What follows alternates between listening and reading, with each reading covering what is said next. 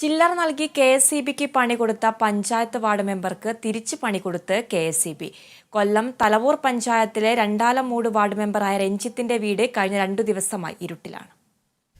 സ്വന്തം വാർഡിലെ വൈദ്യുതി പ്രശ്നം പരിഹരിക്കാൻ പോയ രഞ്ജിത്ത് മെമ്പറിന് കിട്ടിയത് കെ.എസ്.ഇ.ബിയുടെ ഇരുട്ടടി. കെ.എസ്.ഇ.ബിക്ക് ചില്ലറ കൊടുത്ത് വൈറലായ തലവൂർ ഗ്രാമപഞ്ചായത്തിലെ രണ്ടാലമൂട് വാർഡ് മെമ്പറിനെ കെ.എസ്.ഇ.ബി ഇരുട്ടിലാക്കിയിട്ട് 2 ദിവസം പിന്നിടുന്നു. വീട്ടിലെ മെയിൻ സ്വിച്ച് തകരാറിലാണെന്ന് അറിയിച്ചപ്പോൾ പുതിയത് സ്ഥാപിച്ചതിനു ശേഷമേ വൈദ്യുതി പുനഃസ്ഥാപിക്കാൻ കഴിയൂ എന്നായിരുന്നു കെ.എസ്.ഇ.ബി പട്ടാഴി സെക്ഷന്റെ മറുപടി. ഉടൻ തന്നെ രഞ്ജിത്ത് പുതിയ മെയിൻ സ്വിച്ച് സ്ഥാപിച്ച ശേഷം കെ.എസ്.ഇ.ബിയെ വൈദ്യുതി പുനഃസ്ഥാപിക്കാൻ വിളിച്ചു.